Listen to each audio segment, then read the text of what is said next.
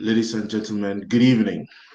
Welcome to yet another edition of the Lambom Show.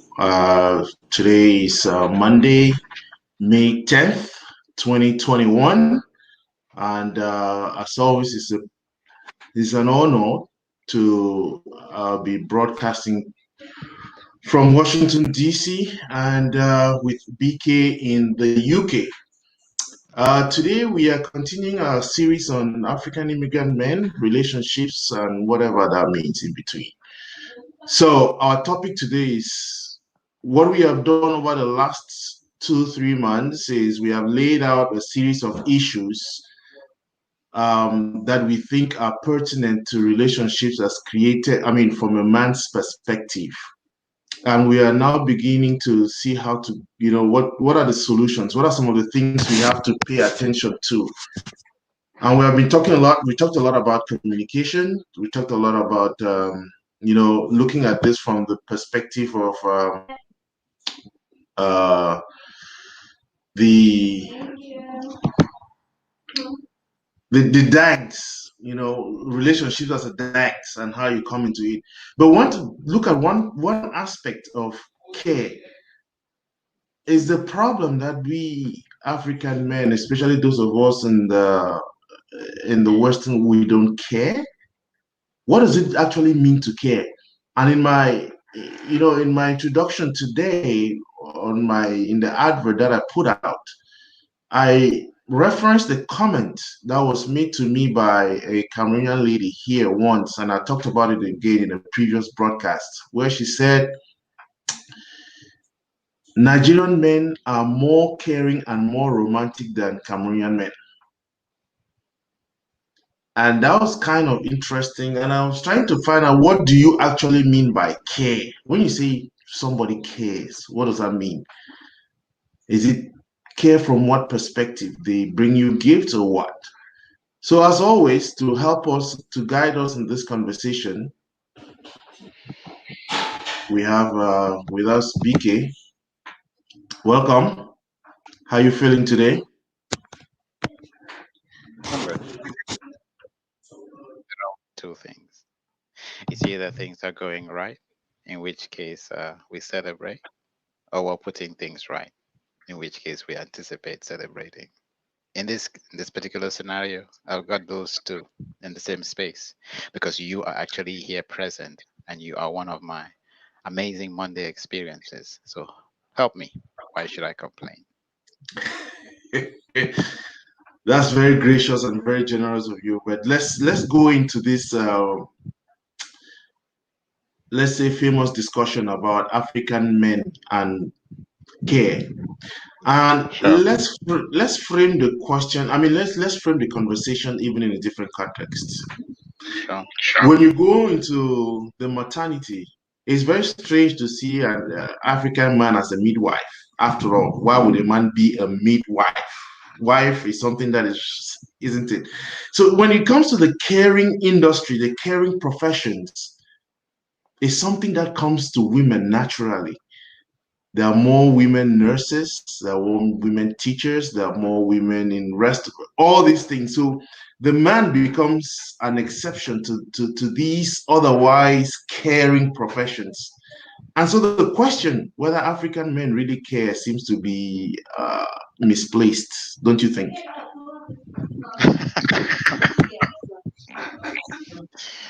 The African men care misplaced. So when you say misplaced, what do we mean, Lambert? Is it misplaced because we shouldn't be having the conversation since African men are not wired to care, or is it misplaced because it's a no-brainer and everyone should care, and therefore African men do care? So in both senses, I'll say both ways, yes, because a no-brainer because we all should care. But in another sense, because while some people are wired, that's nature, it seems as if some of us have to be nurtured in order to get to it. Ah, What is your take? I love that word. You see, Ahmed, one of the reasons I love you is because you always have the answers and the questions. You just use the word nurtured. We need to be nurtured. Don't forget, our whole lives we are nurtured by our mothers to the point where we end up looking for our mothers in our spouses. So I think the problem sometimes is we just refuse to grow up as men. All right. I know it's a bit harsh though. Society does not help the narrative, as I'm sure you and I know. So Caring. can you, sorry to interrupt, can you hold that thought? Yes. Sure. So again, if you are just joining us, I forgot to wish every other person happy Mother's Day. In the United States, we Oh, celebrated Happy Mother's Day yesterday. And just because you mentioned it, because it's a great point, and it's something that we need to, because I had a friend who told me, I asked him, what are you looking for in your wife? When you were preparing to get married, what were you looking, what was it? I want my wife to be like my mother. That's what he told me. And I'm like, why would you want another mother? Okay. But just referencing that aspect of it, okay, that nurturing part and mother, and we refuse to, let me get it back to you. We celebrated Mother's Day.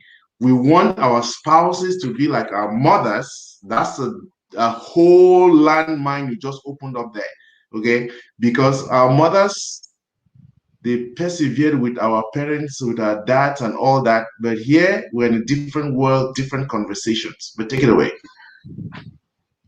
yes, Lambert. Don't forget what what we love, that which provides comfort and security. We will, by and large, be addicted to. There's a lot of shuffling, Lambert. Just thought I'd let you know. Okay, sorry. I just need to connect something. I'm sorry. Okay, good. Go ahead. Okay, brilliant. So, like I was saying, if you grow in a particular environment and that environment is conducive for growth, and it can be conducive in two ways. It can be conducive because it meets your needs. It can be conducive because it excuses your faults. And in our case, sometimes that conducive aspect or ingredient of the narrative is the part that excuses our faults. You see, because mothers, by and large, imbibe within us a security which we do not understand until we get out of the house and we realize that society is not prepared to step into mother's shoes. So society will punish us where mommy would excuse us for the most part. And the challenge, what makes it even more compelling, Lambert, is the fact that when we are operating in this space, when we're operating in the mother and in that nurturing space, it is not a tangible. It's not something you can quantify. It's not something that you can qualify. They say the best things in life are free, and this would be a classic example. You know, daddy would be the wallet. You can measure what he did. Oh, he paid for your fees, he sent you here, he paid for the vacations. In fact, you could put that on a scale and give it value and valor. But what mommy does, see, when you're hurting on the inside, she gives you that cuddle, that proverbial cuddle that kisses all your pain away. We never really think about it. We just know that as long as mommy's around, our problems will go away, things will be fixed, things will be better. And at some point, we just see mommy and we feel better. So that's an attribute. It's not something that we think about consciously. It is something that happens at the level of our subconscious minds. But how much and how and to what extent are we actually connected to our subconscious minds? Very, very, very little. The part of us that is actually active and aware and alive is our conscious minds, which unfortunately, well, let me not say unfortunately, which hasn't got as its priority that which mommy is doing and or is not doing, because mommy's contribution speaks to the soul, whereas our survival needs are met at the level of the body. So I think that makes a clear distinction between the role that mommy plays in our lives, which is why Mother's Day could not be more important, and the role that the others play. So there's mommy and her influence in our lives, and then there's everybody else. And I do know that it's not everybody who had a happy experience or who had a mother who put their needs above everything else. And to those of you out there who have been through such a journey where mommy is not the word that you associate nurturing to or nurturing with, I would like to say there's always more than what meets the eye. Mommy did what mommy could at the time with what she knew. And that was the best. That was her absolute best. And if we can start seeing things from where mommy was coming from, if we can look at things through the filter of her pain, then we will understand that if she could give us what she gave us in spite of what she was going through, then she definitely has something that is worthy of praise. Because if you were to put the average person in that situation, they would not show up at all before showing up in a way that we did not appreciate. And these are some of the things that I think we sometimes take for granted when we pass judgment on our parents. I talk a lot about mothers because for us, until we get to a place where we can relate with our mothers, we will struggle to relate with our spouses, given that the mother is the biggest, the deepest, the most profound, and for most people, the best experience of their lives. Where are you, Lambert? Before I jump on to the next thing, if you would like to comment, great. Otherwise, I'll just continue. You're on mute. Again, that is a very crucial point. And I know you already put a caveat to it because you said not everybody might have had the experience of a mother. Okay, so where the starting point of the conversation then is under normal circumstances, if you have had the experience of a true loving mother, it is translatable to a relationship. And therefore, the converse should be true that where we find relationships that are breaking down as a result of the man, it could be because they have not been able either to experience motherhood in a way, and or they experience it but they're finding it difficult to translate that into their relationships.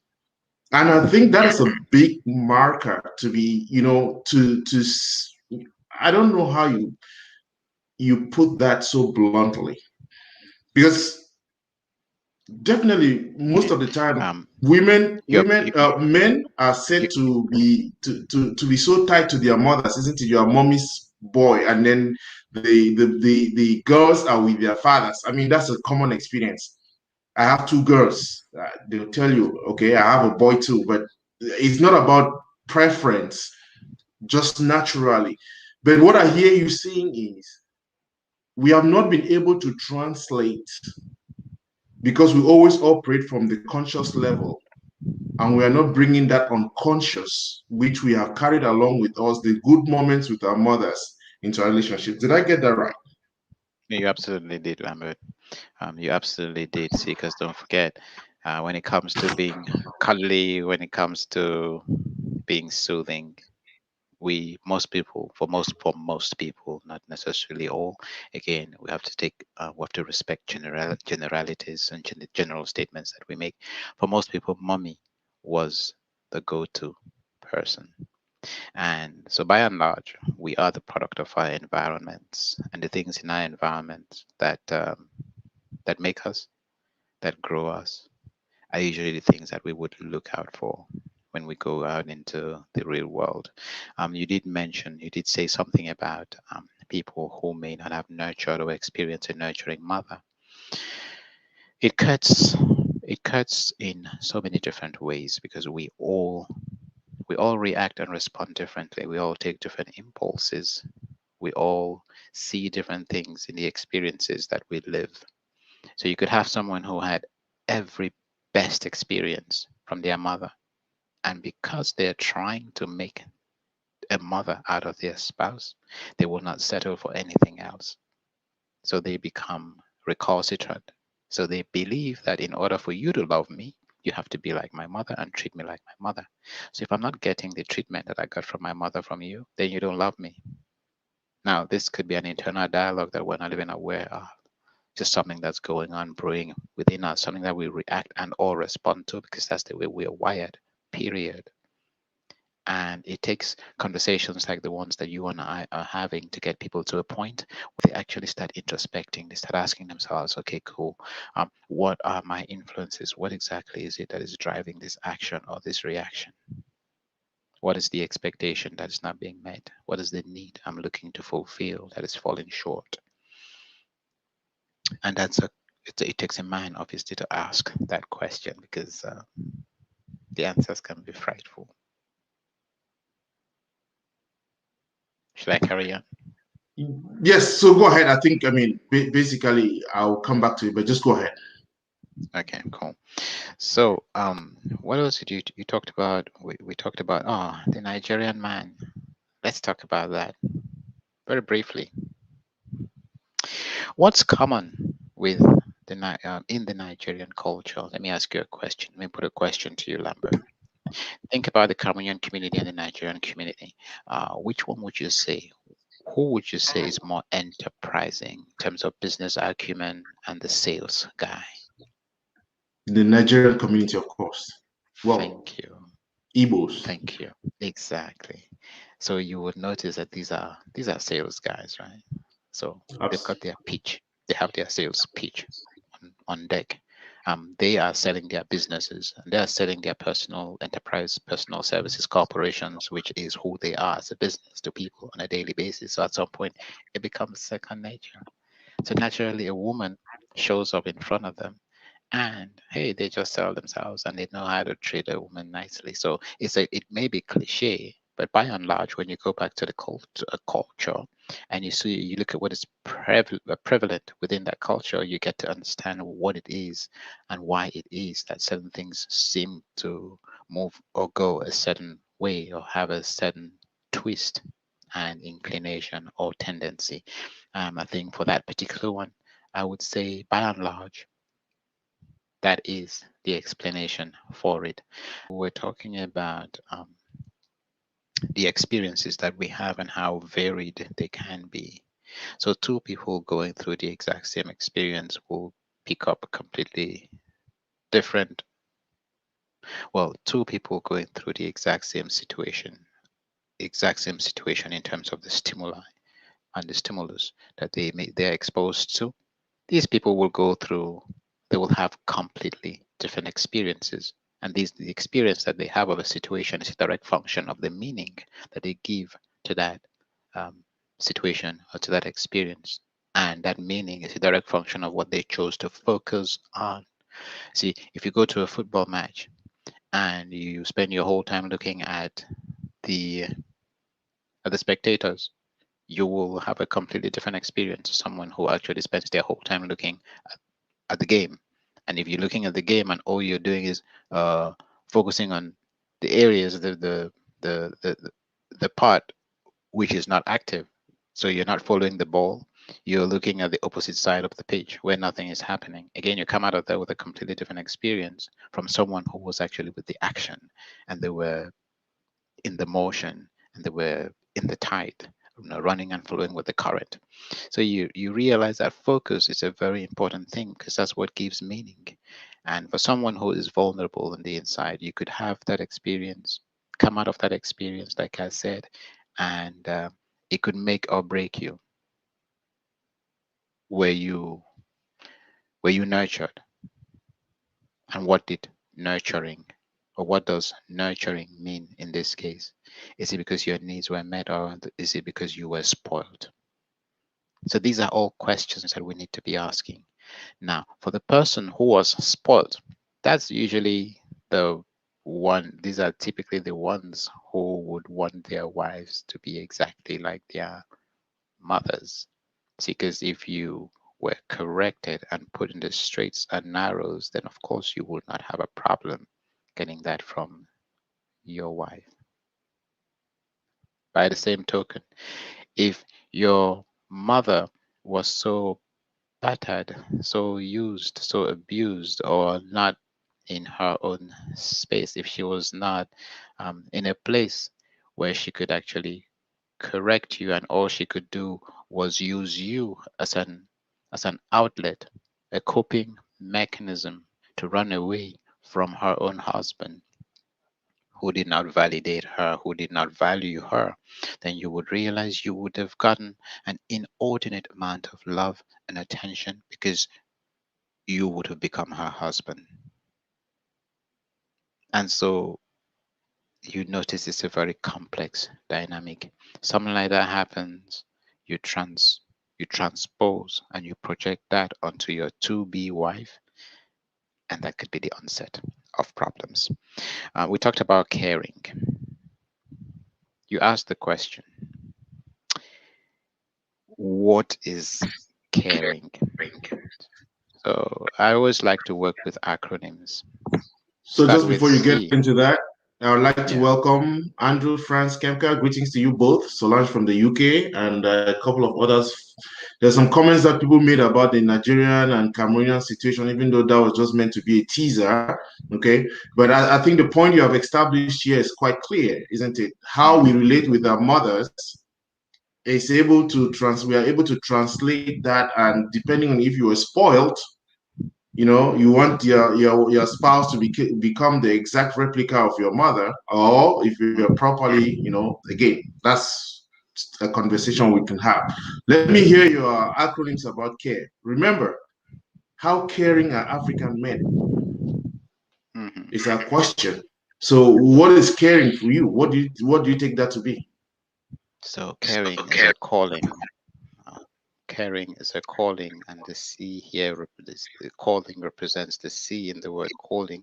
It is a calling to actually be there for someone who, to be there and to put the needs of someone else before yours. And that someone else obviously is your spouse. Why is your spouse the most important personality in your life? See, this is the person who will, by and large, help you grow in all areas. This is the person who will always have a space in your space. So you are obliged, you're called upon to create space within your space for their space. And this is not subjective. It's not subject to the way you feel and or do not feel. So growth means you understand that this is someone who will save you from yourself. As in when they show up, nothing more, nothing else is important. And if you can become that person and respond to that calling, then you you slowly gravitate to a place where nothing phases you.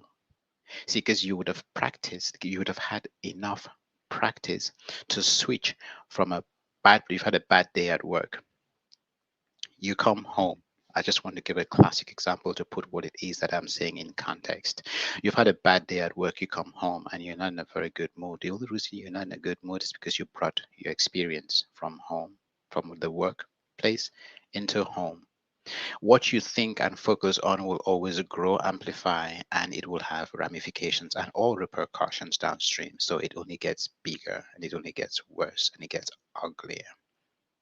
What you fight will fight back. What you resist will persist. And it's important that we understand this. So your spouse becomes that person who gives you a break, saves you from yourself, takes you to a different corridor, takes you down a completely different stream where there is, even if even if she was nagging, it's a different kind of nagging. It's a different challenge that takes you away from your focus. And once you come out of that place, you think about something and or someone else, then you easily navigate or migrate to a mental space where there are no problems. See, because if if my wife is more important to me than what it is that I'm going through, then I'm going to have to drop what it is I'm going through to accommodate her and to meet her at her point of need.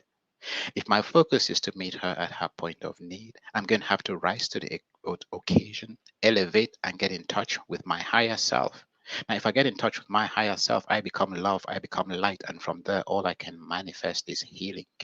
So that's what the calling is all about, taking you to a place where all you can give is healing, understanding, caring, respect. You become dynamic. And your problems start repelling you. Your problems find you not fun anymore, and they don't want to hang around you. And that is what life is really all about. So that is just the sea. It has taken us a minute or two to talk about the sea. I hope we've got enough time today. Oh, absolutely. So again, I want to come back to that because um, the example you just used, where what you focus on, okay, that is that example of coming from work and coming home. And if you have been angry, frustrated at work, and you bring that home, maybe your spouse is going to help you to take that forward. But what if you come home and instead that is amplified? You have left one place of frustration and you are coming back home to another place of frustration. So the whole thing becomes uh, becomes toxic. How do you manage that? Exactly. So that's the whole point. So you see, that's the thing. You've got a problem mindset, and your wife is actually there to help you with your problem mindset. You said it yourself. You bad to worse. So what is the role of your spouse in your life? I thought the reason you fell in love with this woman is because you wanted someone you could protect, you wanted someone you could love, you wanted someone you could grow with, you wanted someone you could understand. And in order for you to do that, you need to put them before you. Otherwise, you are going around in circles. Otherwise, you might as well date and marry yourself. Then you don't need the distraction. So we're coming back to your reason, the why you got together in the first place. That is the role of the woman, to constantly remind you why you chose not to embrace a life of celibacy. It was to nurture, to provide, to protect. You wanted to be with someone you could make feel safe, secure, and comfortable. So when we start talking about, oh, I left work and I was having a bad day and I came into a situation and it's just crisis management. Ah, when do I get a break? Looks like already you've got your, what's the expression? I can't find the expression, but it sounds there You've like got you've your got your wife, priorities. you've got your wires crossed. Yeah, you don't have your priorities straight. You got your priorities mixed up, and that's an opportunity for you to flip to flick that switch, swat that switch to the next thing, and realize that the thing that stands in front of you is your treasure, and that treasure is designed to bring you pleasure. So how about you realize it is time for leisure, find the right switch, swat that switch, whatever it takes, so both of you can move from where you were to where you need to go, where you need to be. Don't forget, if you say, she makes things worse, she is communicating something to you. But if you are so locked and lost in yourself that you don't take the time to listen to what it is she's saying to you, then you don't communicate. You treat her like just another problem at work. And it's not a reflection on her, it is a reflection on you, because she would have disintegrated, she would have been reduced to just another problem. How did my wife become just another problem to solve? So again, she's helping me reflect my frame and state of mind, and helping me elevate to a state and a place and a headspace where I find myself, a place where I can be me again and own me, and not be that thing, that title, or that ego ego trip, that social construct, that thing that has been, or that ego that has been deflated for whatever reason at work, and I'm wallowing in self-pity, feeling sorry for myself, wondering how I would recover. Those things are not important. We go to work to come home and provide. If work is all of a sudden getting in the way of the very thing that we went to work for in the first place, then again, we've got our wires crossed. Yes, I noticed you wanted to chime in, Lambert. Go right ahead. Yes, again, because I believe the way you set it up is the women should be up in arms because you're saying the man's role is to provide, to secure. I think it's for both of us is it's not you are setting the man up to be a superior person, so much so that his role is to protect, to provide, to secure. Again, those are labels, isn't it? And I know that you don't like labels. I believe it's for all of us to provide, both of us to provide for each other, to protect each other, and to secure each other. Yes.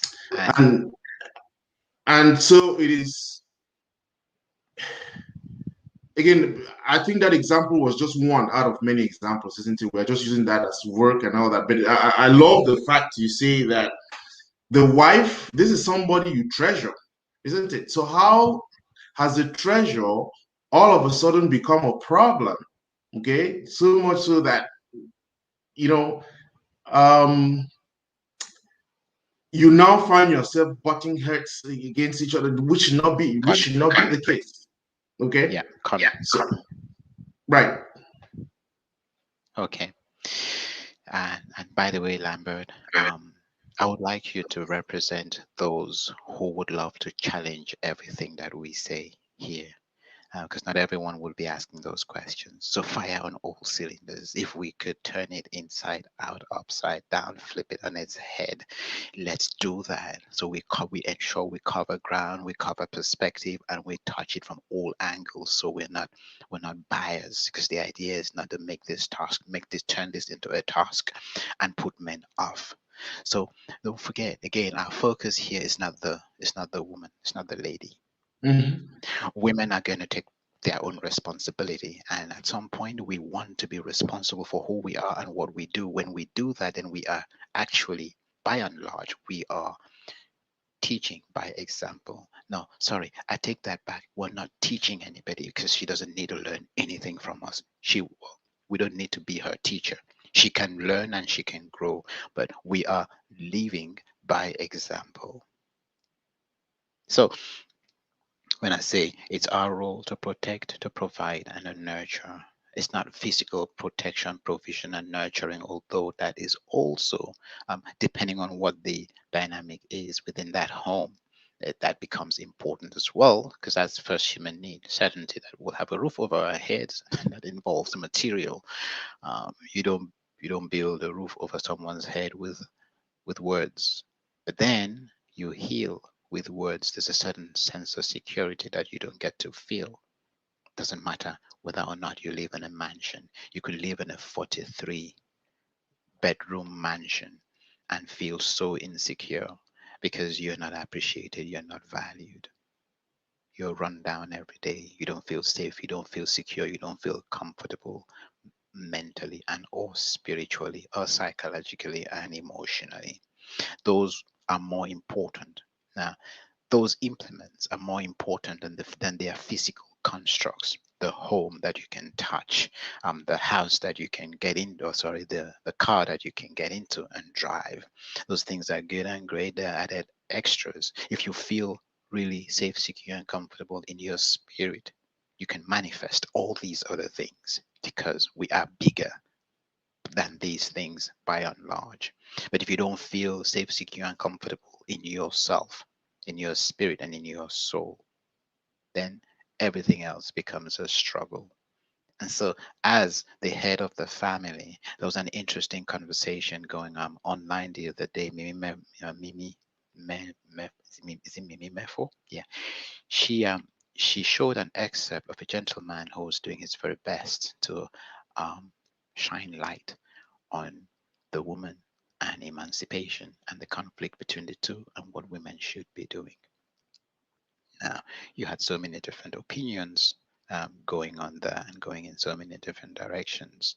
See, then the important thing is, as a man, when we say that we are the head of the family and we are that symbol of authority, if we don't mean it, we shouldn't say it. And if we say it, then we should mean it. We shouldn't mean to say, we should say what we mean. And when we do, we should act on it and make sure we rise to the occasion and show up when rubber meets the road.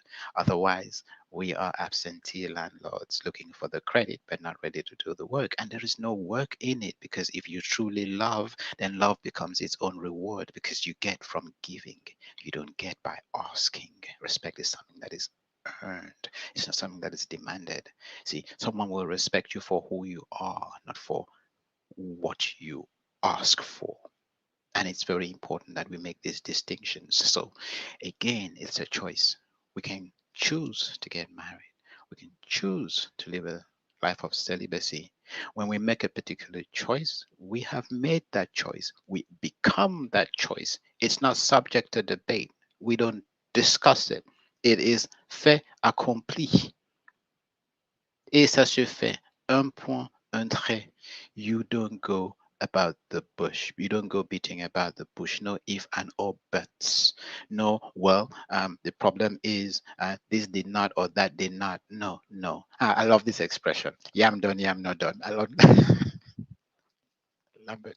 You have to use this expression someday. Um, yeah, that was just a bit of comic relief, but and it's important that while we have these conversations and while we engage on this on a level, that we realize it's about learning, it's about growing. It's not about making one sex wrong and the other right. So we come back to that whole thing about authority, about responsibility, about protecting, protection, provisioning, and taking care of business, so to speak. I hope I put that in context because I needed to do that. You and I focusing on who we need to be and how we show up as a man. And we let the woman do what it is she needs to do to show up as a spouse. We will challenge our spouses if they don't show up the way they ought to, because we are accountable to them for their growth. We need to get to a point where we don't let our spouses think that the way to get what they want is by throwing a tantrum.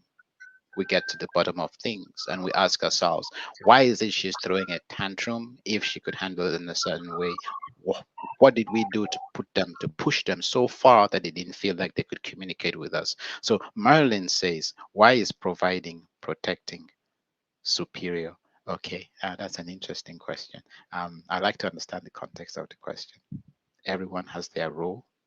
Homemaking, cooking, nurturing is equally important.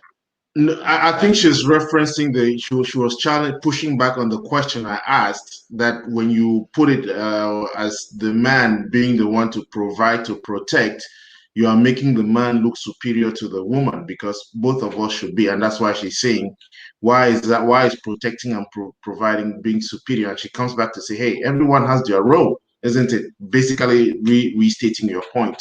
You know, homemaking, cooking, nurturing equally important. And again, that is the point, isn't it? We all need to identify what our roles are, okay, without confusing them and be able to play those roles. And you said it beautifully. The focus of our conversation is about the men, isn't it? And we are trying to see.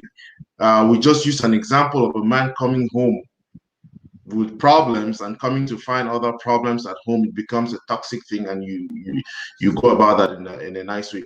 But that we came to that because you referenced the fact that we're answering the question, how caring are African men? And you were defining what it means to care.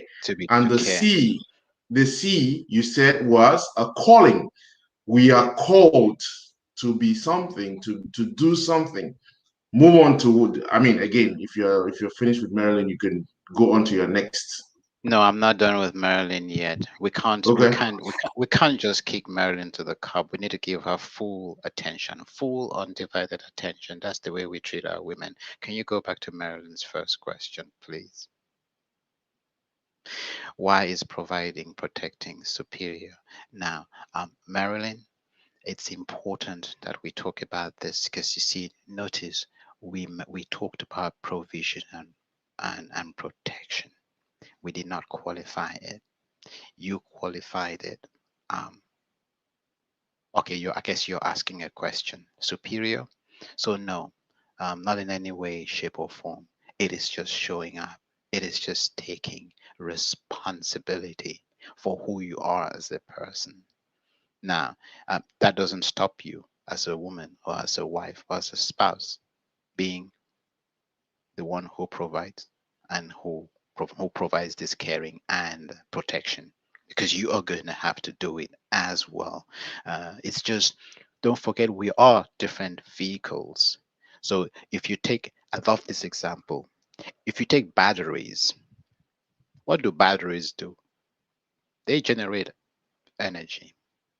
If you put that battery in a radio, you get a song, or you can tune into different radio stations. It makes sound. If you put that battery in a torch, it produces light. So notice it is the exact same energy, the exact same object, but it's doing completely different things, subject to the abilities, capabilities, gifts, and or talents of the person in front of you. So that same energy will generate and translate into different things based on who that person is. So provision and protecting and protection, the way a woman provides for and protects her man, will not necessarily be the same way a man provides for and protects his woman. It then takes us to your next statement, which answers the first question. Lambert, if we could move to Marilyn's next question. Everyone has their role, and I absolutely, sweetheart, I'm with you. The hook, line, and sinker, stock, lock, and barrel.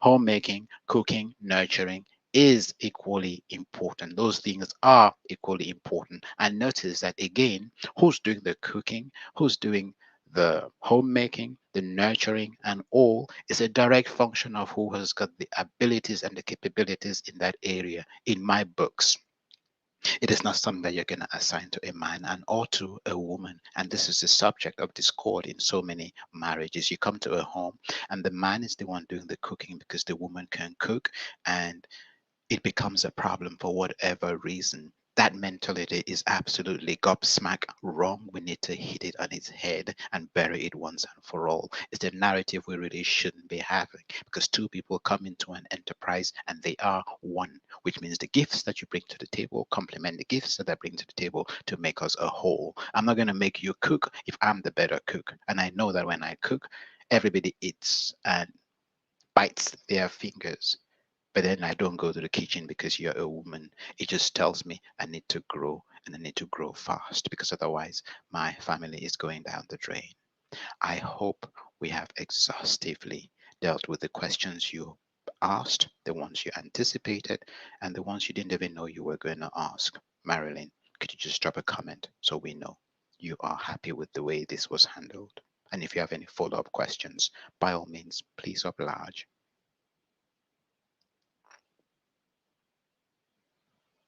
While you're doing that, Marilyn, just chime in whenever you need to. Lambert, uh, so we're going back to caring.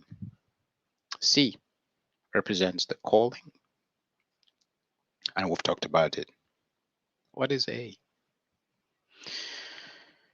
I like the example of the fact that we came home from work and we were so absorbed and adsorbed in our day.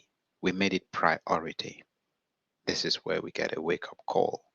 Who did we get married to? Who is more important? Is work more important than our spouse, regardless of what we're going through? So if she shows up, the least we can do is acknowledge her presence. I'd like to say that again. We come back from work and our spouse shows up. The least we can do is acknowledge her presence. If we met her at home, chances are she's been home all day. She has created an environment that would serve as a safe haven for you or for you and I, a place which would be safe, secure, and comfortable. That is that provision that we were talking about, Marilyn. And it gets worse because she could have had a worse day than you and I combined at work and gotten home and taken care of business to ensure that you got home to a hot meal. but we can't be bothered enough to show up and acknowledge her presence. So, what are we doing in that enterprise? And where is the leadership in what it is we say we represent? And how serious are we about growing and developing, becoming enlightened? So, from that place of enlightenment, we can self actualize as proper husbands. If we can acknowledge our wives. And that's the interesting thing. Women are not very exorbitant. It takes so little to get a woman to a place of such fulfillment that we would not believe. And when she starts talking and nagging and yapping and going up and down and all, if we can just listen and shut up, we would be amazed how 95% of all the issues she raised will be resolved. And if she does not ask a question, does not go fixing anything. We make it hard for ourselves, and I can understand the dichotomy because at work, when a problem shows up, it needs to be fixed and resolved and buried. So we come home and we see our spouse in a bad mood, or it looks like something is not going right, and automatically we think there's something that needs fixing. So we try to quickly fix this thing so we can finally go and rest. Now, nothing needs fixing. Maybe you just need to be present, that's all, and give her a listening ear. 98% of the time, that's all it takes. A listening ear and a smile. And at the end of whatever it is she has to say, a hug. And if that problem does not go away, all right, then maybe there is something to fix. Have a conversation, a dialogue, not a monologue. Now, after you So, acknowledge someone, yes. so I think you're describing a scenario of maybe some two people who have just recently got married and everything is moving on. Let's come back, acknowledge our wives, isn't it? It sounds like uh, some fairy tale. Because again, think about it in a situation where they already have problems Yes. and they are sleeping and facing the walls each. So Yes. acknowledging becomes kind of difficult, isn't it? And I really want to say that when you talk about how caring African men, here we go with an area where maybe we should focus. Acknowledging. What does that acknowledgement mean? So I come home and there's a hot meal that has been prepared, the place, a simple thank you for this great meal. Is that it, or there's more to it? I mean, in concrete terms, what does acknowledgement mean? Again, Again, conversations, yes, yes. yes, absolutely. And this is a very it's a very pivotal question. I love you for that question, Lambert, because this is where again different things will mean different things to different people based on who they are and where they're going, what their values are. See, acknowledgement to you will not be acknowledgement to me. Acknowledgement can be so many different things. It could be that simple, hey, sweetheart, how are you? Could be that greeting. You don't just walk with a straight face, walk past your spouse as if they were not there just because you were having a bad day and you think they should ask you how your day was. That is entitlement. Acknowledgement is no different from showing up. It is finding something to say to the one that you love. That is acknowledgement, if you ask my opinion. What you say, how you say it, is completely immaterial. It is totally irrelevant. As long as whatever it is you say will make that person feel seen. Sin, uppercase S, uppercase E, uppercase N. Now, if whatever you do has zero impact, you have not acknowledged your spouse. So you notice that acknowledgement is a bit ephemeral. It is a placeholder. It is a container. for what you need to fill it with in order for it to have impact on your spouse. And it will mean different things on different days, depending on whether it is morning, afternoon, or morning, noon, or night. Depending on what the weather is, your nurse's acknowledgement may change. The mood will determine what acknowledgement is.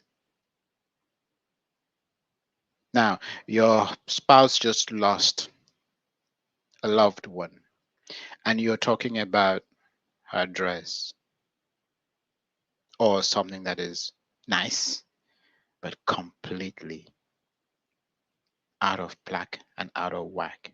And to you, you think you're acknowledging them. You're not meeting them at their point of need. So what you're doing is great, but it's not serving a purpose. And well, if it does, then I'm wrong. Then that becomes acknowledgement. But it's just to say nobody can define acknowledgement.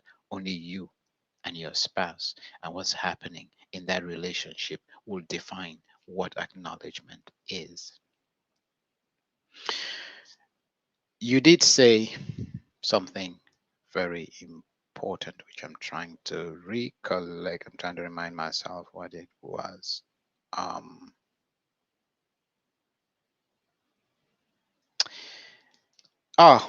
A couple.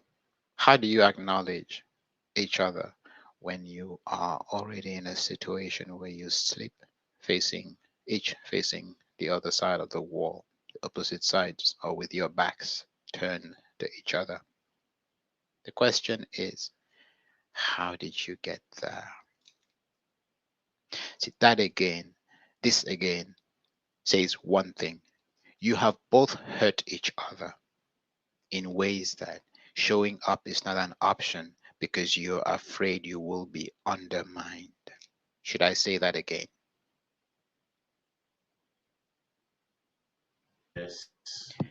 You have both hurt each other in a way that makes it hard for one, the other, or both to show up because one or both of you feel they will be undermined and they are not taking that pain, not anymore.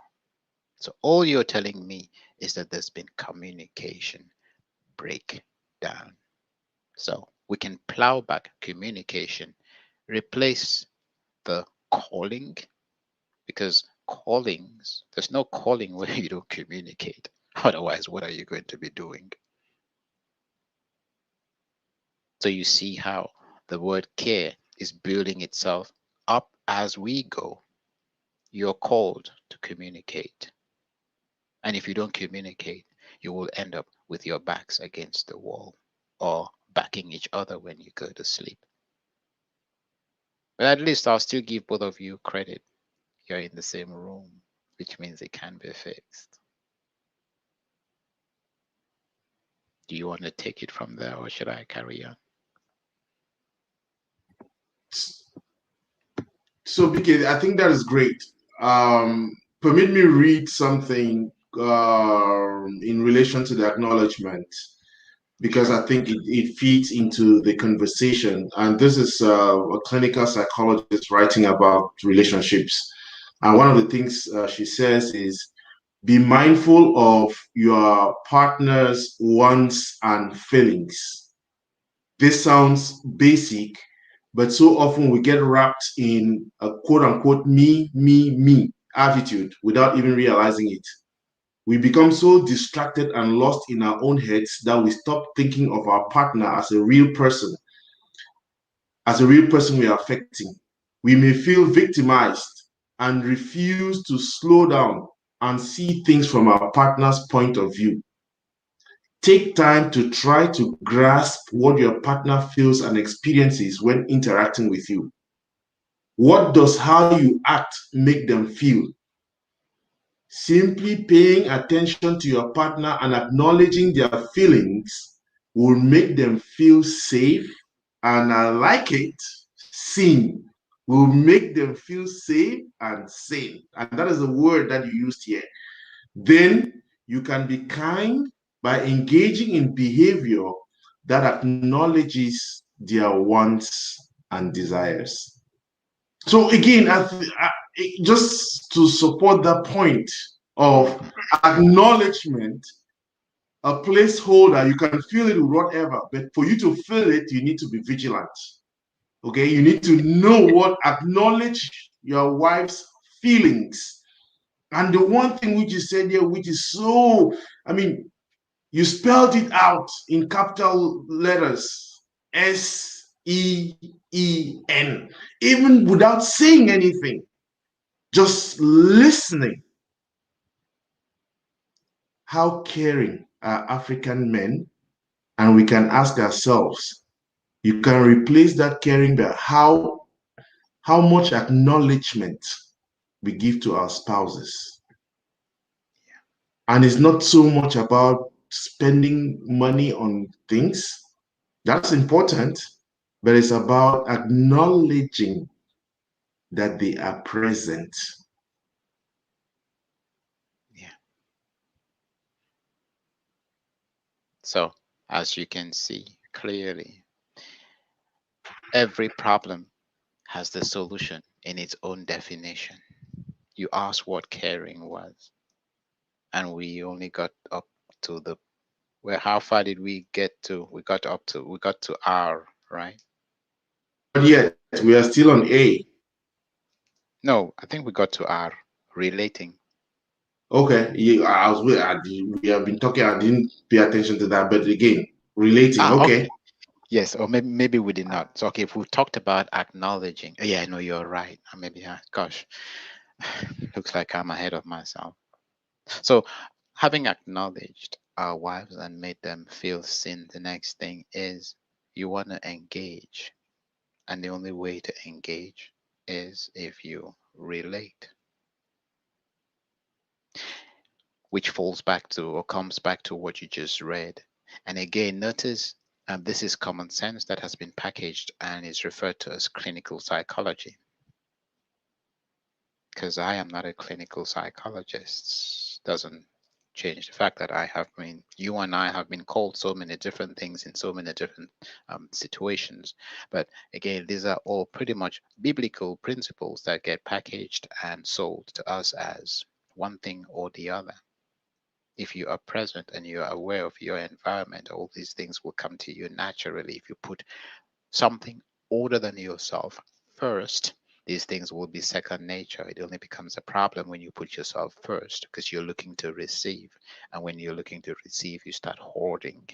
You you attract and you store a lot of clutter. And in that cluttered state and frame of mind, energy doesn't flow through you. And that is the source of conflict because you're looking to receive and all your focus is on who is giving you what at what time and how. And that in and of itself is toxic. So you become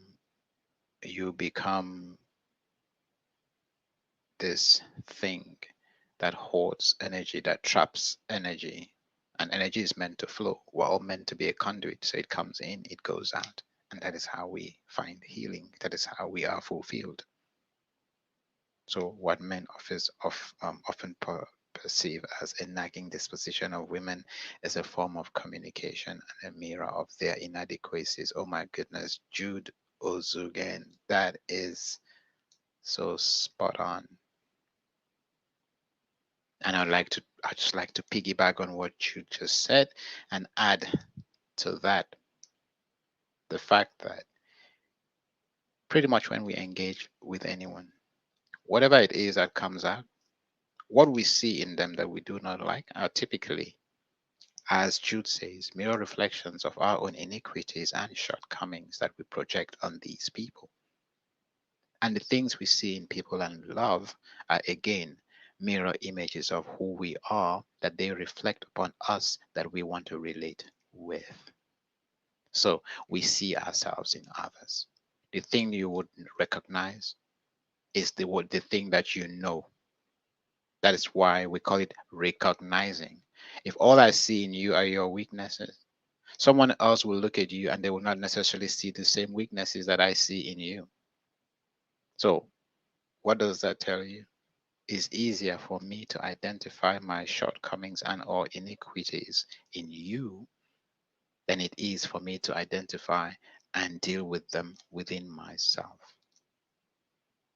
So again, that is the role of the person who's closest to you to help you grow, because they will bring out every last weakness, every last thing that you struggle with. They will bring it to the surface, and it's up to you to decide whether you will do something about it and grow, or make it their problem and build excuses for yourself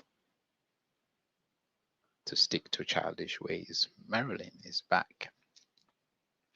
So Marilyn says, our Cameroonian community needs to change and hold folks accountable. I love the word accountable, and I'm going to talk to that in a bit. The community is too accepting of bad behavior when it comes to relationships. You couldn't be more correct, Marilyn. I dare even say sometimes encourages bad behavior, and I can't say I could fault that statement in any way, shape, or form. So thank you for that, Marilyn. If you take the Ghanaian and Nigerian community, guys are sometimes scared to try some stuff because their community will castrate them. That is the impact and the import of community, when people, and how it makes us or entices us to lose identity. If you could just bring that back up, Lambert.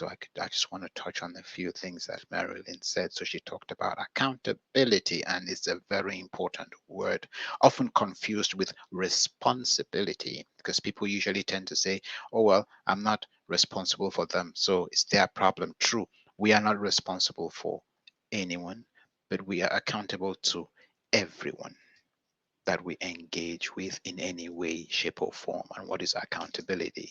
If you're doing something good, I praise you, I encourage you. If you're doing something wrong, I call your attention to it, I highlight it, not because I'm castigating you, not because I'm saying you're wrong, just because I want to see you become the very best you can be with the resources that you have in yourself as you grow, as you define who you are, as you streamline who you become, and as you refine that identity. So, community being too accepting of bad behavior. Absolutely. Birds of a feather will always flock together. And if you have more and more people perpetuating the same bad habits, then they get together and they promote, protect that bad habit. Because in many ways, it helps them deal with themselves. It helps them live with themselves. It shuns the guilt for a while because they can make it their spouse's problem, but it doesn't take away the shame that they feel, which is why they become hostile, they become ever so more, well, unreachable. So Marilyn there says that sometimes society encourages bad behavior. Absolutely. You will encourage bad behavior in any situation where you do not want to look at or deal with yourself, because it's like telling a lie. Each time you tell a lie, you need a bigger lie to back up the last lie that you told, and then a bigger one to back up the last one. And before long, you just become one big lie. So it looks like it is encouraging it when all it is doing is, well, protecting its own weaknesses. And that is how society becomes polluted and eventually toxic, and then it disintegrates on itself. And then, of course, the Ghanaian and the Nigerian communities. And Marilyn, I guess all I'd like to add to that is that it's not just the Ghanaian and Nigerian communities. This behavior is insidious in most, if not all, communities. It's just it may be more pronounced in some than others. It is a human tendency. It's a human attribute, by and large. Nobody wants to be judged. Nobody wants to look like they are shining the spotlight on themselves. Nobody wants to be condemned. Everybody wants to be appreciated. So sometimes it's easier to just fall in line and just do what everyone else is doing or seems to be doing. And this is where power and authority again kicks in, because those with power and authority, in positions of power and authority with weaknesses, are dangerous, because they will use their power and their authority to normalize their shortcomings. That is why we need to be very careful who we put out there as who we choose, pick, and select as our leaders. That is why tribalism, nepotism, and all the other isms are very dangerous, because you can be putting your person up there because you think, oh, well, it's my brother or it's my sister and or spouse or the A and B and C is my relative, not realizing that what you're doing is killing the person, killing yourself, and sacrificing the entire nation. See, it's better to be poor and I don't want to use the word stupid because nobody is stupid. I'd rather use the word poor and insensitive because it means you're rich. The reach of your insensitivity will affect a select few than to be rich, powerful, and insensitive. You create a monster and that wave will grow, amplify, and multiply. Did you want to chime in, Lambert? If you are just joining us, you're on the Lambom Show, and we are again asking ourselves the question: how caring and African men? And BK was breaking down the word care. Started off with a calling, and the next one was acknowledgement, and the third was relationship, which I want you to talk more about again before we get to the last one, the E. So again, there are different ways by which you can break this down. And I'm happy, even just by talking about the calling, you have been able to show us that a calling, you are called to communicate, isn't it? That's what the really is essentially all about. Okay. And we just talked about acknowledgement in different ways. I love the word placeholder. You have to look for there's no blanket way of acknowledging, isn't it? And you want your spouse to be seen, acknowledge the presence of the other. Because again, before we move on, there's something which I don't understand, because the worst thing you could do to a woman is she says all she wants to say, and then you say nothing, and you just move away. Because very often it's as if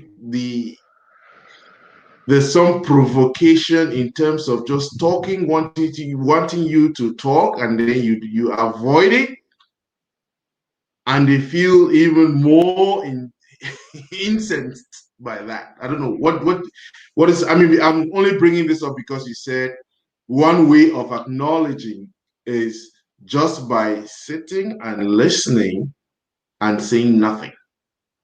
Mm-hmm. But that could Yes. actually have the opposite effect of acknowledgement. They could actually interpret that as being snobbish.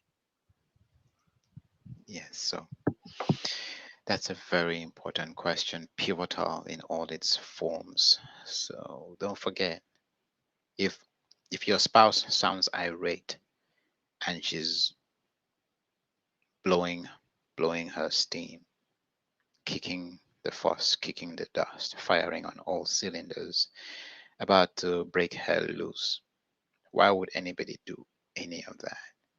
It is because they need attention. They are telling you that, look, hey, I'm right here. You don't see me, or at least I don't feel seen. I want to connect. There's no one to connect with. That is all they would have said in whatever language they choose to articulate and or express themselves in. That is the only message they're putting out. They could be complaining about the toilet seat. All they're saying is, I'm not being seen. I don't think I'm significant. I don't think you value me enough.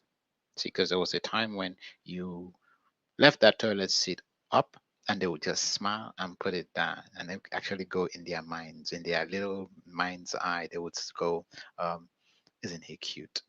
All of a sudden, that become now that is the subject of World War III.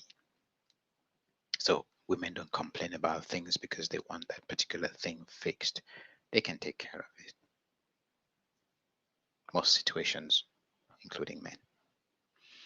So it's usually a forum. It's usually the safest way to engage in communication.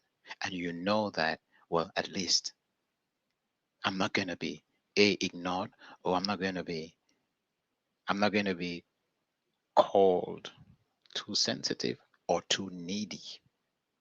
So you adopt the moral high ground. You engage the person from an angle where they will feel guilty and you will feel elevated. So you have not been acknowledged. You then acknowledge yourself by bringing the other person down. So all she's saying is, I am here,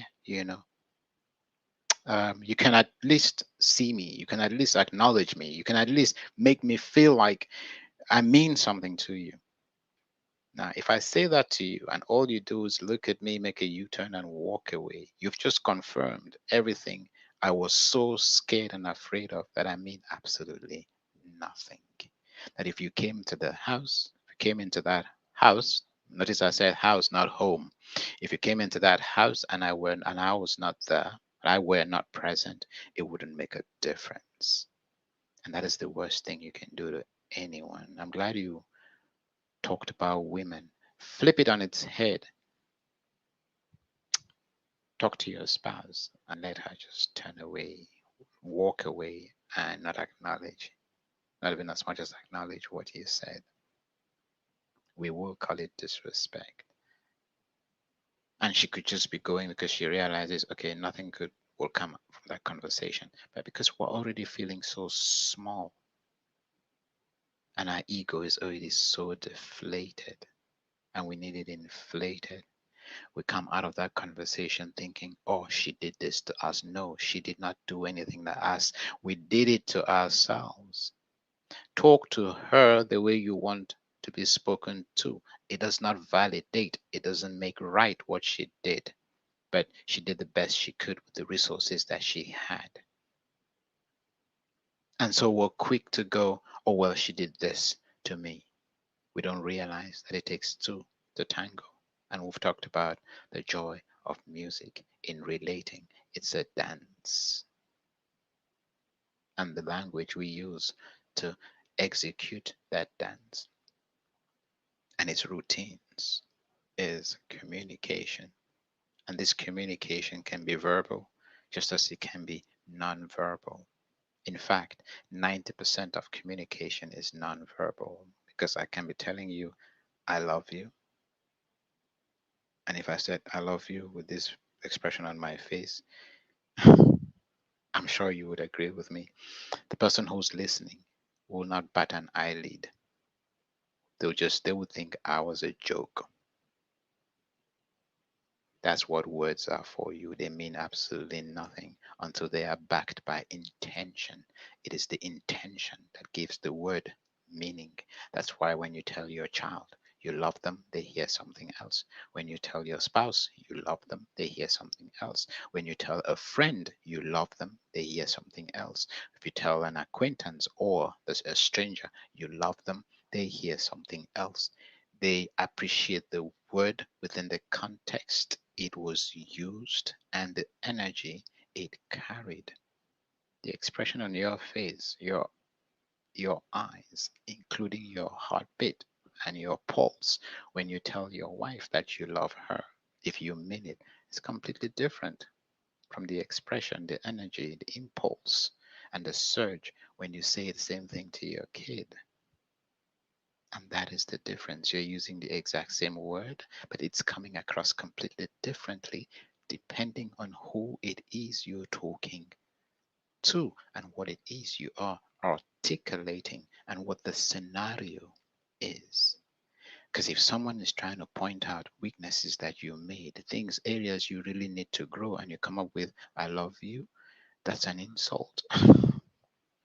So you notice that it's not what you say, it's how you say it, it's when you say it, where you say it, content, context are very important. These are the molders of meaning. Otherwise, nothing really means anything. So you're relating, which is you act and then you wait for a response. And if you get a reaction, then you want to adjust until you get a response. And that is what communication is really all about. What are you doing to move that space and its energy to a place where it's a lot better than you met it? How are you leaving it more sustainable? Because if that's not what you're doing, if you're not leaving that conversation richer than you met it, then It is counterproductive communication. It remains communication, but then you're communicating in the opposite direction of your intended direction, of your intended destination, because you want to be communicating. And even if you're falling, you want to be falling and failing forward. So you're moving forward at all times. And if you don't have some place you're going, then you will be falling backwards at all times, because you will be led by your distractions and the things that you do not want, instead of working towards the things that you aspire to. It's no thing worse than two spouses who have become each other's what's the word I'm looking for? Competition. That is the obligate ultimate recipe for disaster. When you get to that place, it's a lot harder to come from there, because who the other person is represents a threat to you. And so a third party comes in and they're trying to resolve the conflicts between these two people, and nothing is happening because the real problem can't be addressed. Why? It can't even be articulated. And that is so, so, so important. Now, if you can relate with someone for whom you care to acknowledge, someone you're called upon to communicate with, I'm sure you would find it easy to embrace them into your presence, to empathize with them. And that is the substance of the E in care. You want to be able to embrace who they are as they are. You're not embracing them if they become this, that, or the other. You're not embracing them when they become this, that, or the other, depending on your creed or choice of values. No, you are embracing them because you love them. In fact, you will love them so much, their iniquities will burn, their iniquities and impurities will burn out of their system, because all you had for them was love and embrace, understanding, which is the substance, essence of empathy. Empathy is that thing that allows you to feel and understand what someone is going through without becoming the problem. This is something, I will say this generically, this is a concept women do not understand very well, very much. Men as well. What do I mean by this? So you've got a friend who's doing something wrong, but the important thing will be support them, even if what they're doing is wrong, or fight whosoever they are fighting because they are hurt. Why they are hurt is secondary to the conversation. Who is it? Let us fight them. Let us show them that, hey, they can't take us for granted. And it's after the fight that we then go to figure out why were we fighting again?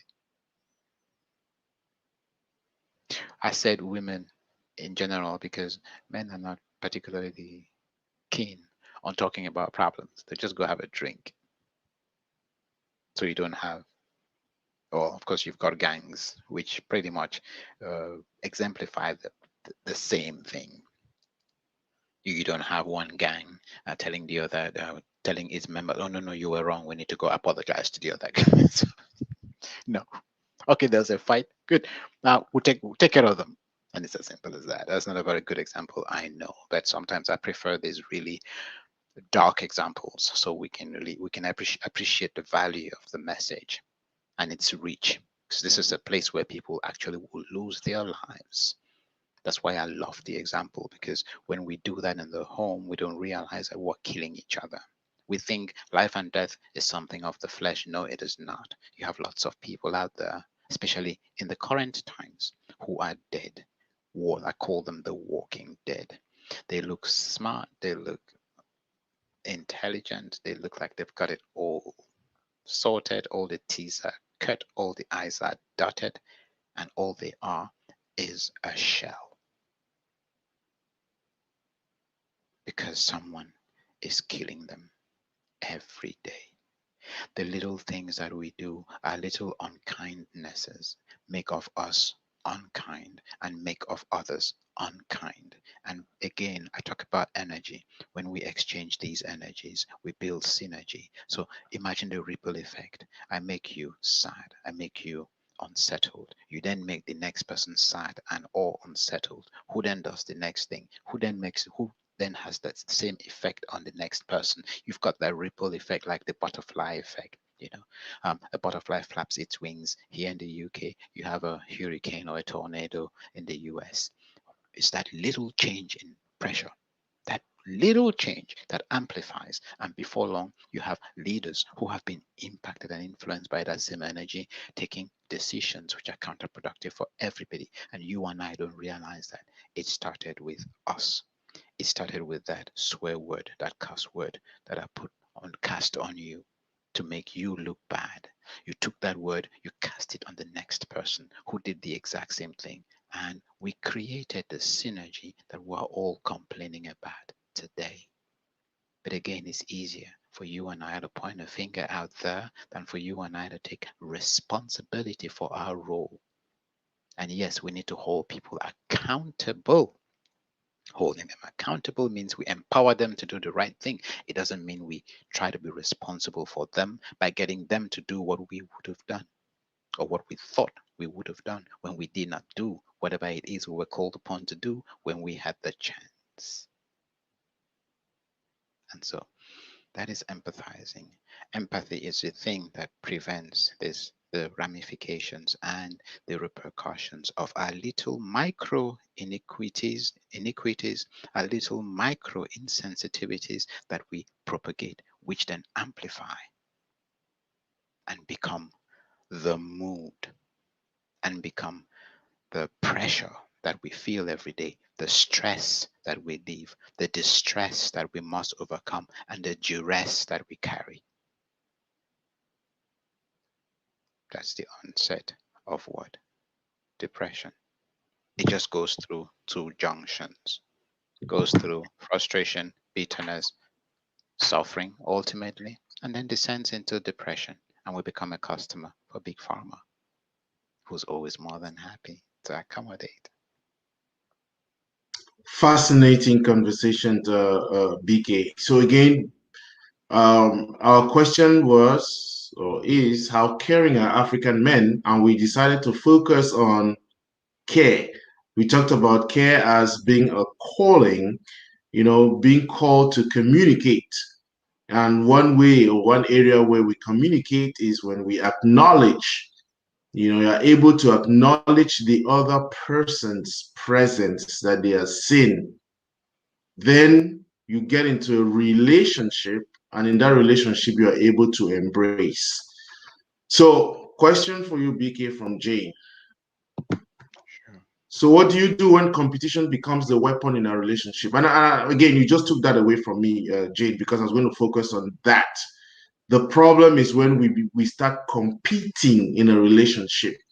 I don't know whether there's any form of competition that is ever, call it positive, where we are competing to outdo each other. For example, um, we compete in order to see who has maybe I want to get a better job than my wife, not in a way that is putting her down, but so that we all become comfortable.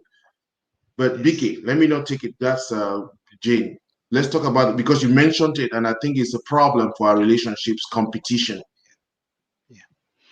So, Jane, thank you for that question. I don't know how to say God bless you or whatever deity you pray to or look up to. So that's, as with everything, you want to take the word and you want to deconstruct it. You want to understand the energy behind it. What, when do you compete? You compete when you're scared.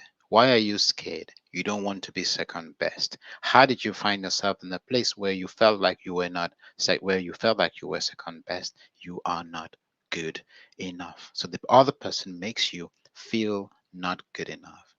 But now you're feeling not good enough. You don't realize that this feeling is reciprocal.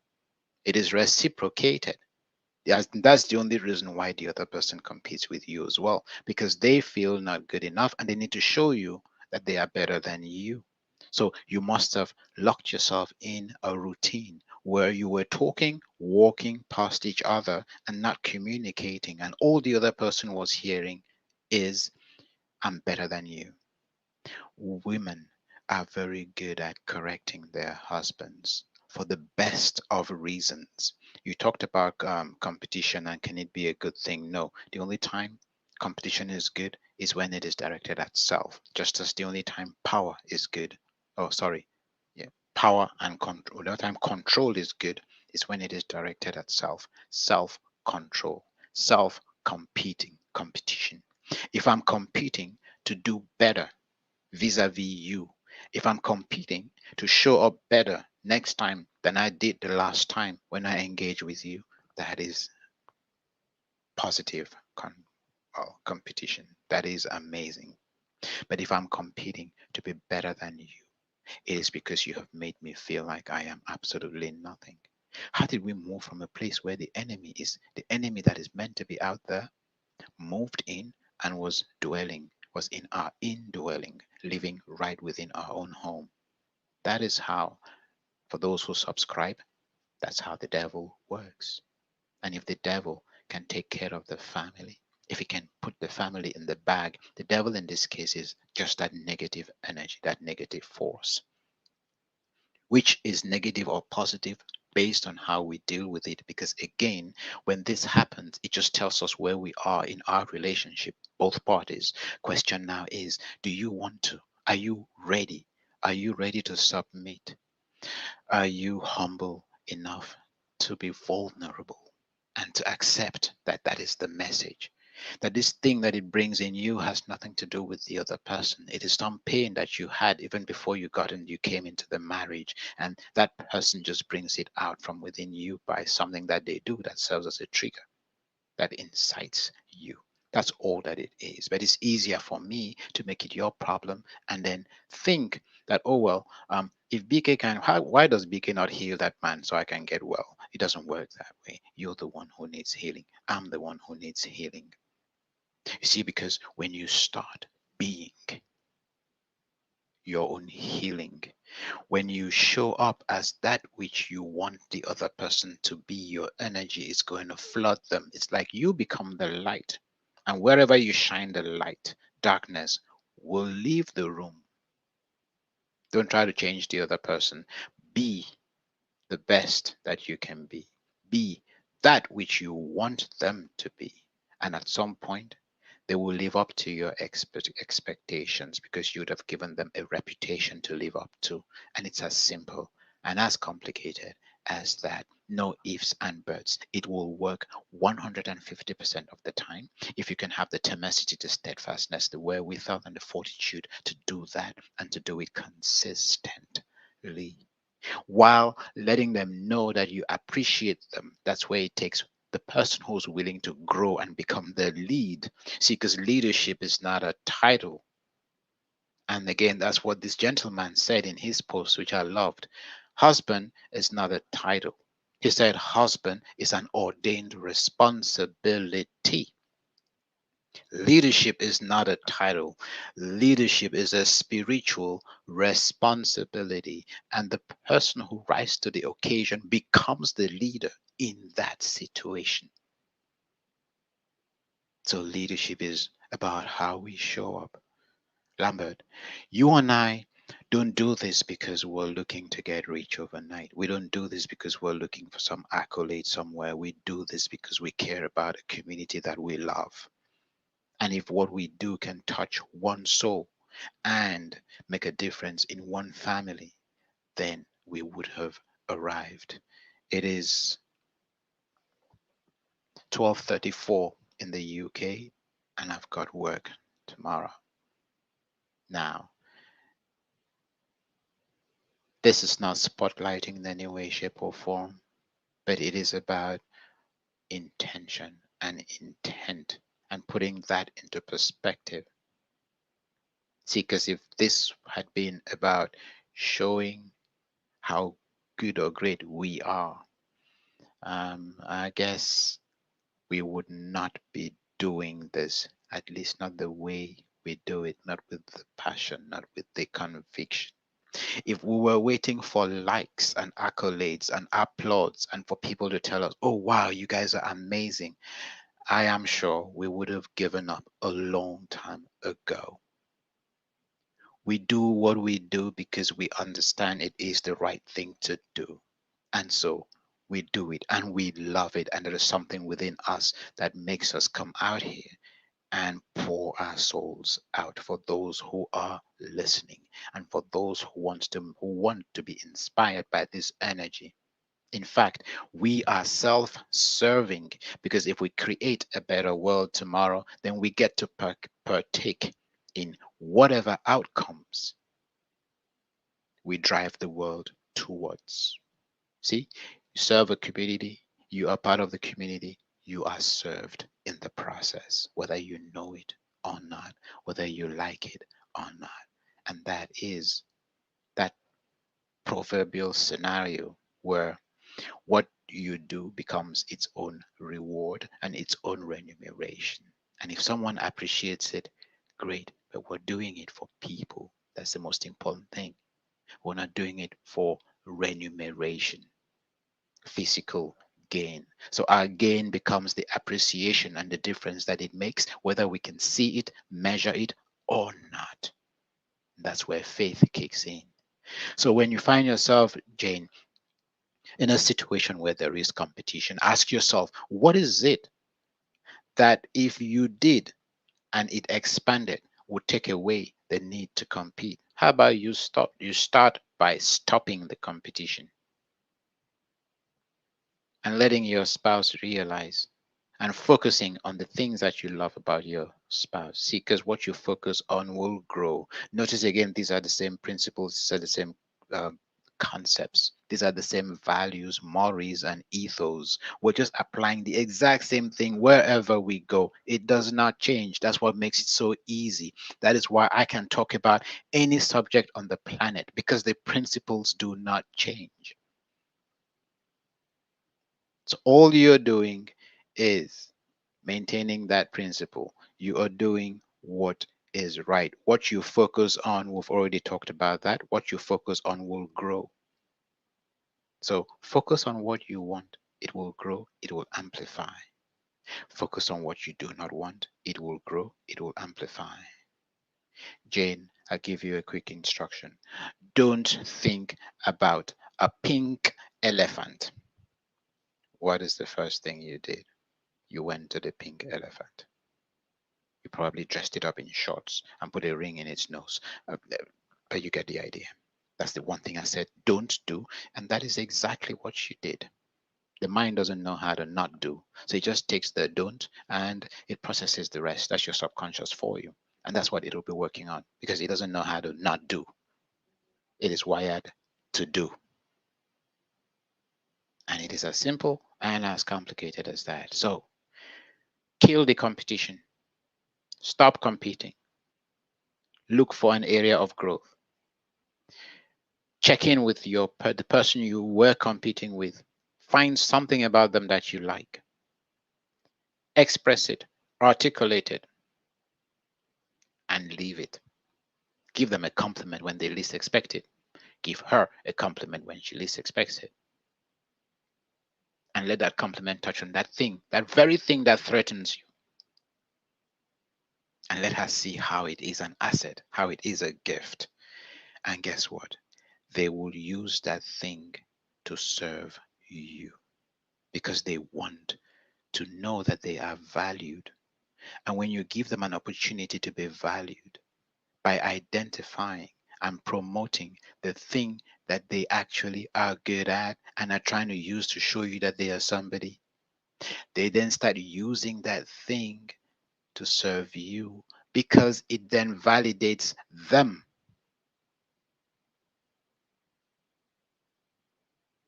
And if it validates them, it becomes its own reward because the more they do it, the more they get validated. And that is you giving someone else a reputation to live up to. Great points about competition between people. Thanks, Victor. Yeah. So again, I thank just want to say you. something to Victor. Yeah. Okay. I just wanted to say something to Victor. Go Tax. ahead. Yeah. So Victor, this is the interesting thing about compliments, which people do not understand. The only reason this resonated with you is because that is who you are deep down on the inside. So it's funny how you used us as a filter to compliment yourself without realizing that that compliment was actually bestowed upon you and it has nothing to do with us. All we did was get you to resonate and remember, become one with something that is already in you and is of you because that is the person that you are. And that is why I always say your tribe is your best asset because when you hang out with people who resonate on the same frequency and or wavelength, you become that frequency and that wavelength. You believe more in that frequency and that wavelength. And when you show up wherever you go, you become that frequency, you become that wavelength, and you take the room with you. That is what is called presence. And it is so important. I cannot hone in on this more.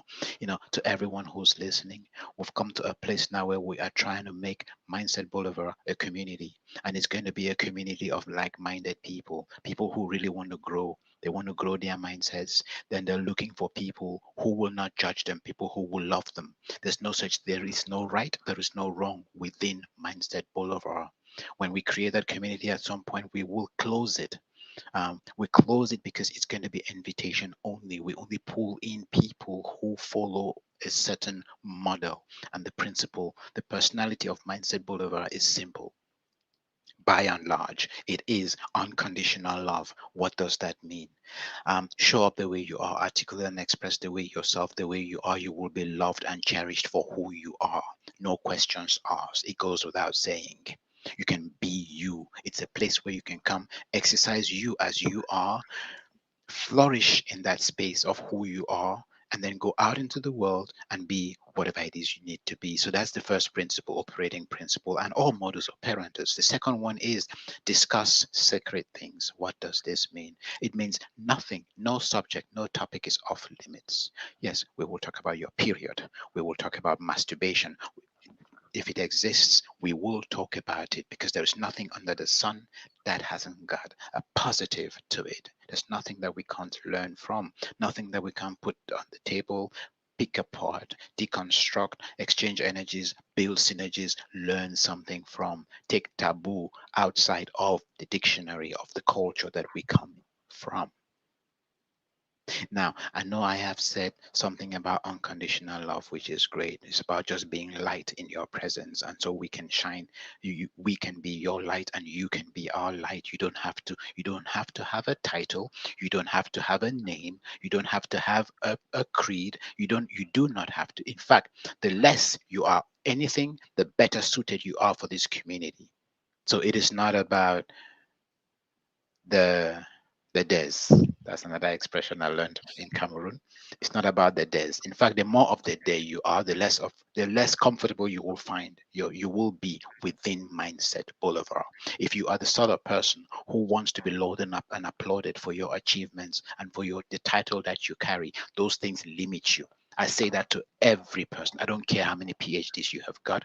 I don't care how many professorial titles you have or accolades you have behind your name. Once you define yourself, you have limited yourself, you have minimized yourself in ways you will never understand. And I say this to my fellow brothers and sisters who are title mongers. I say that I love what your title is great, it is amazing, but what it does and your qualifications, and I just want to talk about this a bit, Lambert, if you'll give me a bit of latitude.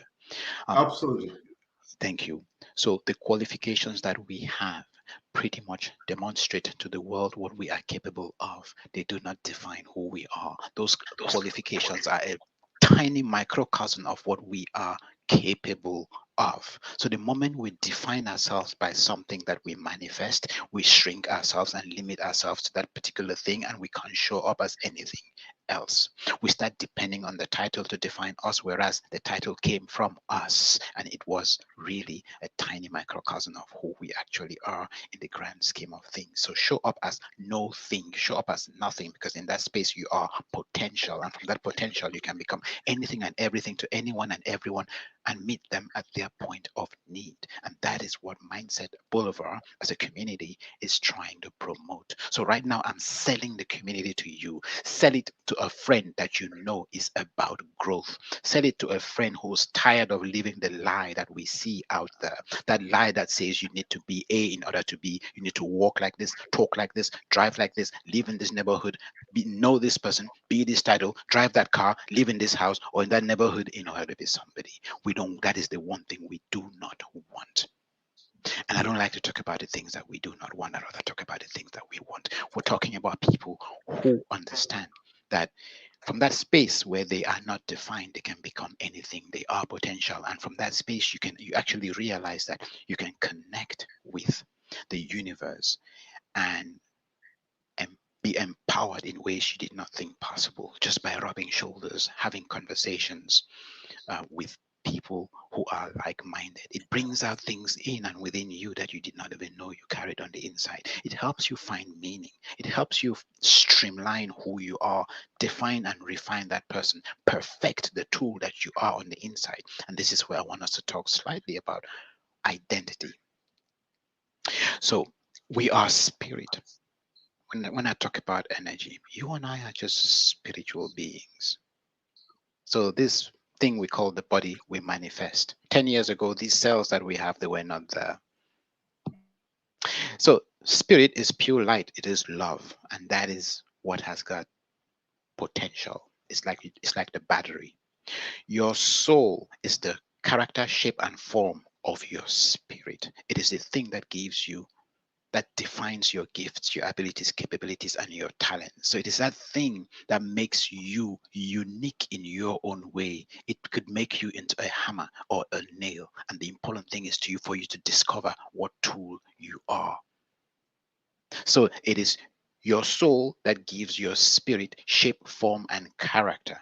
And this soul, once it discovers what it is, its shape, its beauty, its form, its character, abilities, capabilities, talents, and gifts, and its calling, that then translates and manifests through the body, which is just a vehicle designed to take us from point A to point B, where we then fulfill our mission to complete the process of creation that started many million years ago. But you need to know what tool you are. That's the most important thing. That's where fulfillment lives. Listen to the way I talk. Listen to the way I'm coming alive right now, because this is not something that I do. It is who I am.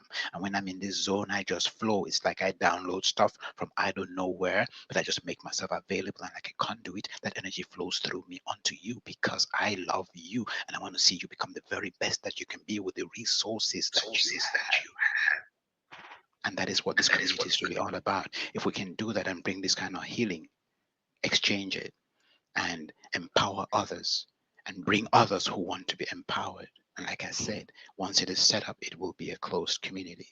And we vet who comes in. I'm not saying we want you to be perfect. No, perfection is not something that we believe in at all. In fact, if you're perfect, we don't want you.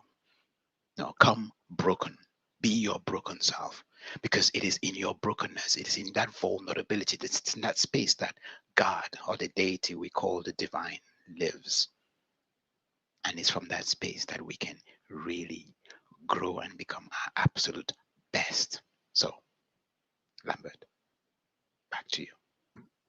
Thank you so much, BK. While it may sound as if we just come and have conversations on Mondays because we don't have something to do with our time, I hope people now understand where some of these things are going. And I really want to encourage everybody who's watching, who's listening to us, check out mindsetboulevard.com. Go check it out. That is the community. These conversations are supposed to help us. They are like teasers, isn't it? Starters. And then we build up the community so that we become better versions of ourselves. Please. Yes, Jean. We have said this a couple of times. Let's start by bringing them to come and watch here, then get them to Mindset Boulevard. Get our men on Mindset Boulevard. They need it so bad. Yeah, well, that is Yeah. true. So again, that is why we are focused, uniquely focused these conversations on men, because there are too many things out there for women, too many other things. I mean, we too should start having these conversations. And for somebody to spend 2 hours of his time late at night, we started at 11 p.m. UK time GMT, it's almost 1 a.m. your time, BK. I really want to appreciate you for that, always willing to come on. And I've been thinking of what we're going to do next week, most likely going to focus on competition in our relationships, because I think it's a huge issue. Um, this evening we have been trying to, the way you answer the question, well, how caring are African men, is like providing an answer which is not an answer. In what sense? You lay down the parameters and each person should be able to judge themselves to find out, do I meet these? How caring am I? Do I treat this? Am I in a relationship? Because again, just that fact, the R of it.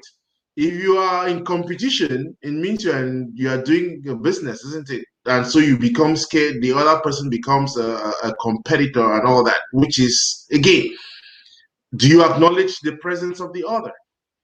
Do you embrace them?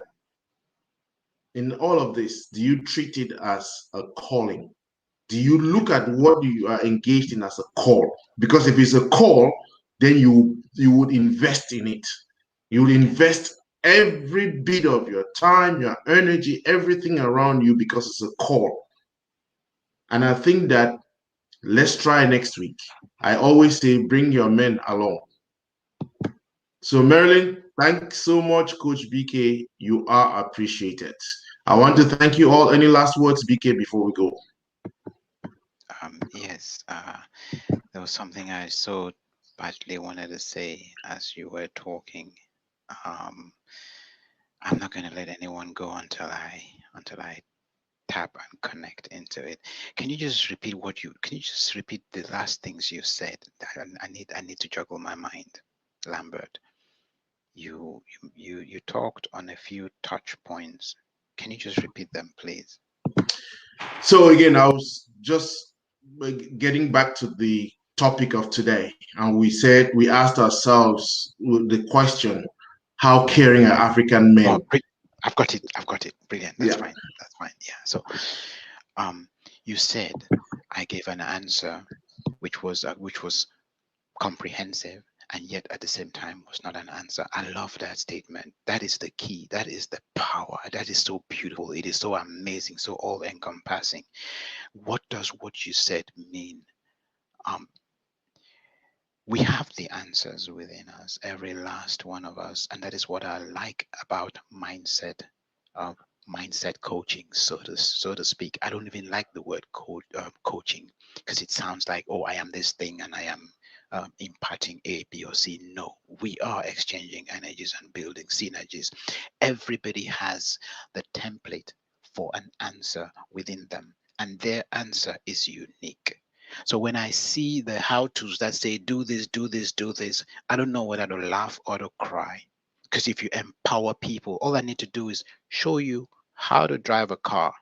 You will get into that car, you will put your personality in that car, and the way you drive a car, I will never be able to drive a car that way. Just as if I try to get you to drive the car the way I drive a car, you will hate driving, because I'm trying to make you into me. My impulses are my impulses based on who I am. I can't pass that on to you, because you can only be a best version of yourself and a second best version of me. So don't try being me, because I will always beat you at it.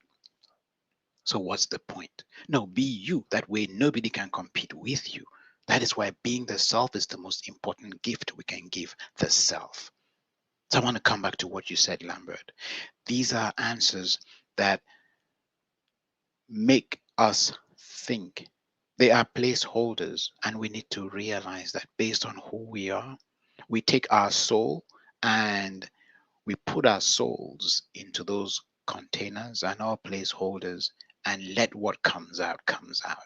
And then we start making adjustments from there on going forward. See, because if you, if for instance, anyone who's with us right now goes out there and they try to pass this message to somebody else, and they're trying to talk like BK, think like BK, come across as BK does. Not that I know how I do, but you can see how frustrating that would be. Because even I can't try to act me. It'll be a frustrating experience. I just show up and I let go and I just flow.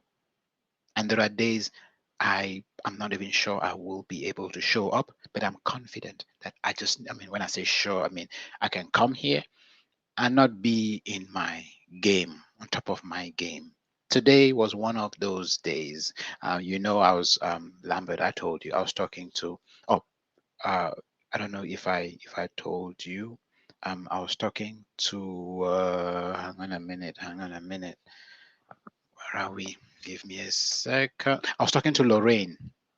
Yeah, just before this call, and we're talking about the community. Obviously, she is all on board as well, and she's even more passionate about this, more passionate about this than I wouldn't say than I am, but she's equally as passionate, which is amazing because that is a person with that's a person with clout. And when I talk about clout, I'm not talking about titles. Again, that is one of the persons within our community, highly respected, who has got some amazing values, and she uses her values to drive change for better, not to self-aggrandize or anyone. Now that is what I respect. But we're having this conversation and we talked about our days, and I told her about my day and how you and I had to get on this call. And honestly, at the time, I could barely string two sentences together because my day was a tough one. Literally all night last night, and this is not a joke. I did not as much as close my eyes. There were things I needed to sort out, things I needed to do, which means all night I was up, and then I had a full day of work today. So imagine where I was at prior to this. If I were depending on the way I felt, I would not have shown up. I would have asked you to postpone. But I'll put my hand on heart and I would say, I think by far this has been for me one of my most engaging experiences and encounters and conversations with you. And I could have, if I'd given it too much thought, pressed delete on this particular session. And that is the importance of showing up, even when you don't feel like you've got it in you to show up. Because you do, and everything changes. And right now, I feel like I can take on the world. And that is what synergy is really all about. What you do becomes its own energy. You are fulfilled doing it, and it is its own reward. It amplifies itself, it inspires people you're talking to. I'm sure for those of you listening, the amount of time you've spent here is testament to the fact that you could connect at some point, at some level. Otherwise, you would be doing something else with your time. And if we had been here just to impress you, you would not have been impressed. The only reason you may be impressed and the only reason you, Marilyn, would be saying, thanks so much, Coach BK, you're appreciated, is because I touched something in you. I connected with you. I don't even know what I touched in you.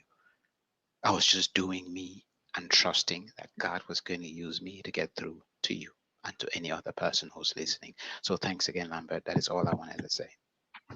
So again, like I say, I personally don't take these sessions for granted. Again, is as much as it's for others, I think the starting point is myself. And I really appreciate you. I want to thank Marilyn, Jane, Victor, Jude, Susan, um, and a bunch of others who were on and off. But I want to thank you all for watching, and let's continue the conversations. Let them not end at the level of conversations. Let us be able to bring these, work on ourselves, become better versions of ourselves, and be able to show up in a way that is impactful.